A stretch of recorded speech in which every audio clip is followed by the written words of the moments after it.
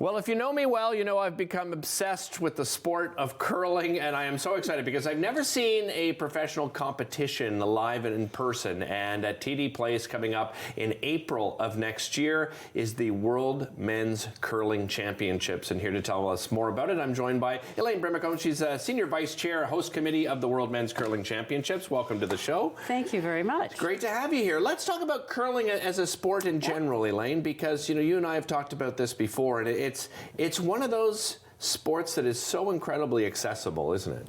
It is. It's truly accessible and affordable. So if you talk about accessibility and affordability, and you can start curling when you're 7 years old, and you can pick it up when you're 70 years old. So a wide range of skill sets and ages, genders, and accessible, and that we now have wheelchair curling, hearing impaired, visually impaired, stick. So you name it, we can probably find a way for you to curl. What do you make about the growth of the sport? Because we've seen an incredible amount of growth over the last few years, and just really a different way of tackling the sport itself, right? Mm-hmm. So I think a big, having the Olympics, making para-curling and curling in the Olympics has really boosted the game. People can see it more, they watch it more. The Grand Slam series on Rogers has been huge to build the sport. So I think it's more readily available for people to watch. And the great thing about curling is that it's a team sport, but it's a strategic sport. Everybody gets involved in the game. So I just think it appeals to a lot of people now. And it's not your grandfather's curling. Yeah, and right? It's come a long way from my grandfather who curled to today. So it's changed a lot. And I think that's the uniqueness of the club atmosphere as well. You and I belong to different clubs here in the city, but I think we could both agree that it doesn't matter what club you go to, the atmosphere is very much the same, isn't it? Right, and it's very open, right? People, you can walk into a curling club, and if you're not a member of that club, somebody's going to stop you and say, "Hi, can I help you? Or are you here to curl? What can we do for you?"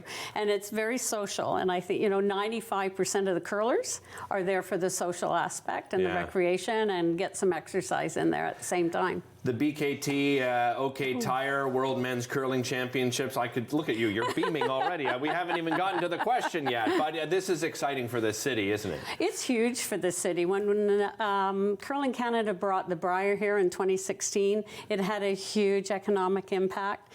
Then we had the Roar of the Rings, another big impact on the economy, and I really see that the World Men's will impact the economy again in a really positive way. Yeah, and talking about that growth, there's probably some countries that people would be surprised are coming here to Ottawa, right? Absolutely. I looked at the list of teams, and to see Turkey, which is not a country that you associate with curling, coming is fantastic. Italy, who just won on the weekend, the Czech Republic. So it's, curling has really opened up across the world, and people are getting more engaged, and people that we don't think that would, or countries that would like curling have really picked it up. Jamaica. Yeah, oh yeah, exactly. I mean, I'm always surprised. We're just looking at some footage of curling here, and it's just unbelievable. What I love is you can quickly enjoy the sport because you can see some success early, but it's difficult to perfect, right? Is that a good description of it? I think so, exactly. And with in this area in particular, we have a lot of Learn to Curl programs. So people are learning the sport like you did. You went through a Learn to Curl program. Right. You learn how to play properly and safely, but then it takes years to perfect it.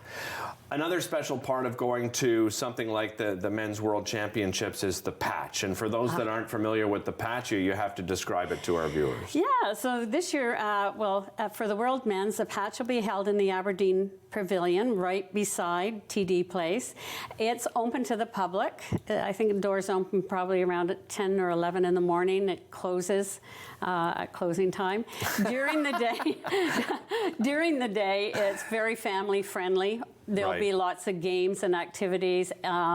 Anybody can join in. There'll be some food trucks. And then in the evening, there's live entertainment.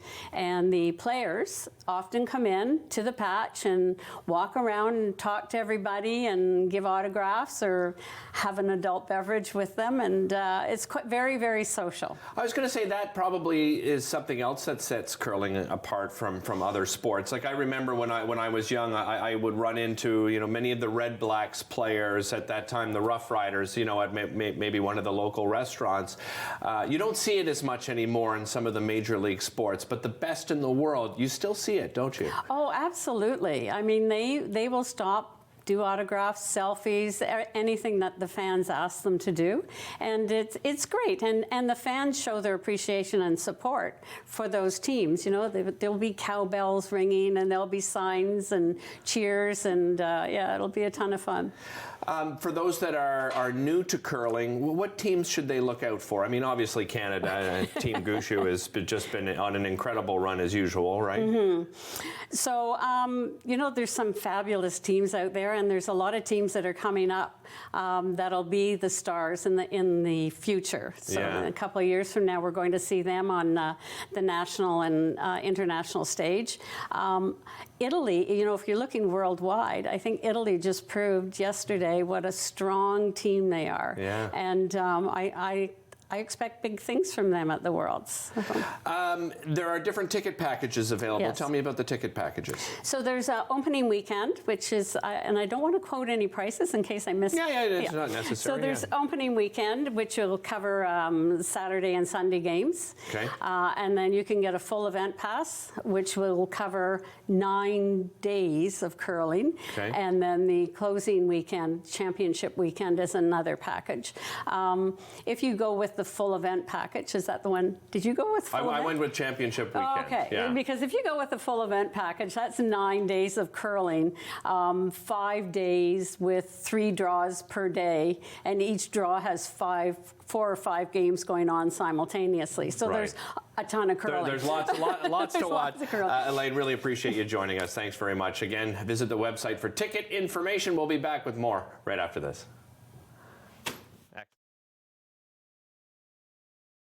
You too. Enjoy the season.